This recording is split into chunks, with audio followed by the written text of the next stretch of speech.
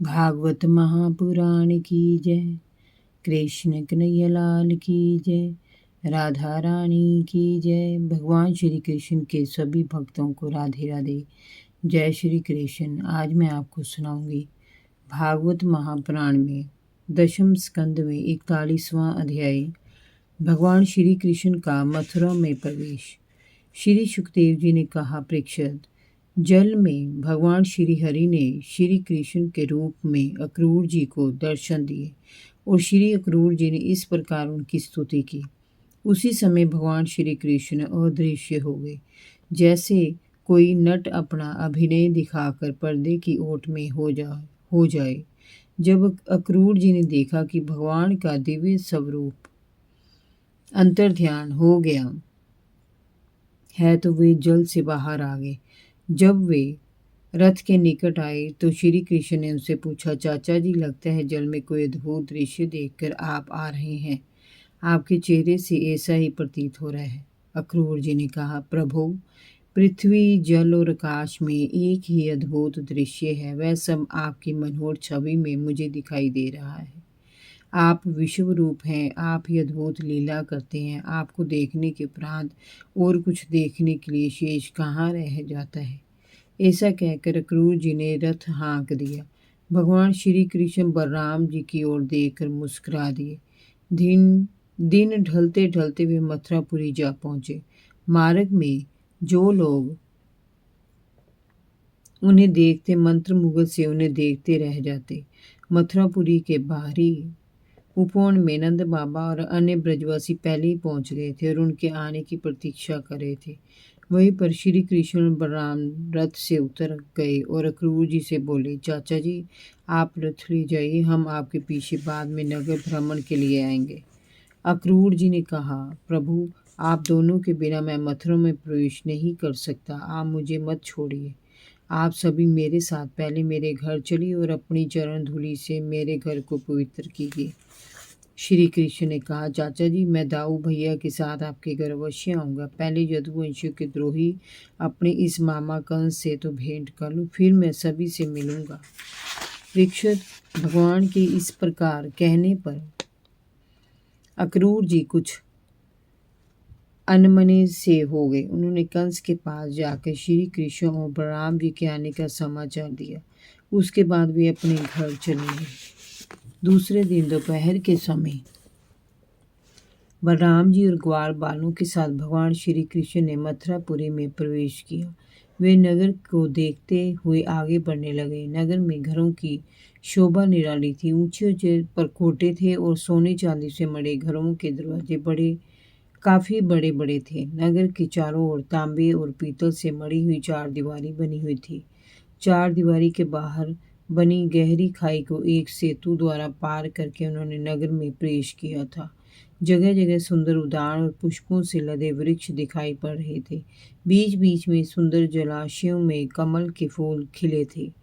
घरों के बाहर सजे धजे स्त्री पुरुष कौतूहल से दोनों कुमारों को देख रहे थे और उनकी सुंदरता पर मोहित होते जा रहे थे। स्वर्ण से सजी दुकानें और चौराहे, धनिकों के महल और सफ्टी के चबूतरे, नीलम, मूंगे, मोती और हीरे जड़े महलों के गवाश, छज्जे आदि अति शोभायमान हो रहे थे। बागों में रंग बिरंगे पक्षी चहचहा रहे थे। स्थान स्थान पर सुंदर जरी के वस्त्र पहने रक्षक मुस्तैदी से भाला लिए खड़े थे। सड़कों पर छिड़काव और साफ सफाई का पूरा प्रबंध किया गया था। लोग सुंदर सुंदर वस्त्र पहने बाजारों में खरीदारी कर रहे थे। लोग आते जाते श्री कृष्ण और बलराम जी को देखने रुक जाते थे और भाव विभोर होकर उनके सौंदर्य की प्रशंसा करने लगते थे।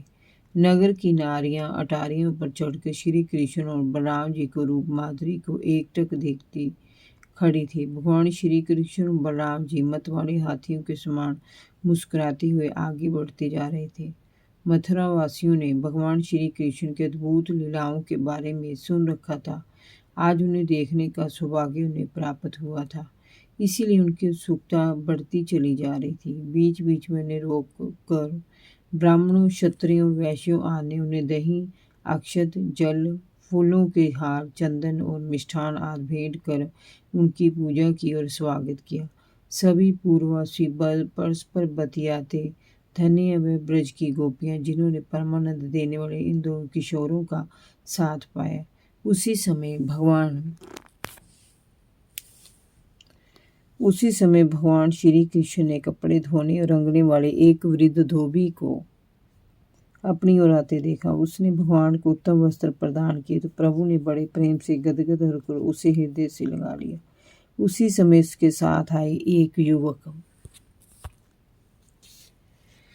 युवक ने उसे क्रोध में फटकारते कहा, मूर्ख बूढ़े, ये लोग जंगल और पहाड़ों में रहने वाले हैं, क्या ये ऐसे वस्त्र पहनते हैं? उन्होंने देखे भी है ऐसे वस्त्र। राजा के वस्त्रों को तुम इस प्रकार लुटा दोगे तो राजा तुम्हारी खाल उतरवा लेगा। भगवान श्री कृष्ण ने वे सभी वस्त्र उस बूढ़े धोबी को वापस कर दिए और उस युवक को एक जोरदार थप्पड़ मार दिया।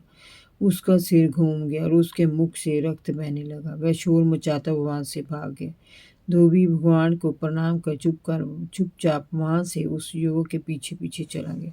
वे कुछ आगे बढ़े, तब उन्हें एक दर्जी मिला। उसने उन्हें रोककर सुंदर सुंदर वस्त्रों से दोनों भाइयों का श्रृंगार किया और कहा, प्यारे कान्हा, आप राजा से मिलने जा रहे हैं, इसलिए मैंने आपको ये वस्त्र पहनाए हैं। इसे मेरी तुच्छ भेंट समझिए। भगवान श्री कृष्ण ने दर्जी को हृदय से लगा लिया और आगे बढ़ गए। इस समय उनकी शोभा देखते ही बनती थी। वहां से चलकर वे सुदामा नाम के माली के यहाँ पहुंचे। सुदामा माली उन्हें देखकर गदगद हृदय से दौड़ता हुआ आया और उनके चरणों में गिर पड़ा। वह बोला, प्रभु, आपके आने से हमारा जन्म सफल हो गया। इस गरीब की कुटिया को आपके चरणों की धूलि ने पवित्र कर दिया। आपके आने से मेरा पूरा कुल पावन हो गया। हमारे पितरों, ऋषियों और देवताओं का ऋण आज उतर गया। मैं तो आपका दास हूँ, मुझे आज्ञा दे कि मैं आपकी क्या सेवा करूं। परीक्षित सुदामा माली के इस प्रकार प्रार्थना करने पर भगवान ने उससे फूलों की माला मांगी। सुदामा माली ने अपने हाथों से गूंथ कर सुंदर मालाएं उन्हें भेंट की। भगवान ने उसे प्रेम से अपने हृदय से लगाया और विदा होकर वहां से चल दिए। जय जय श्री राधे। भागवत महापुराण की जय। कृष्ण कन्हैया लाल की जय। भगवान श्री कृष्ण के सभी भक्तों को राधे राधे। जय श्री कृष्ण।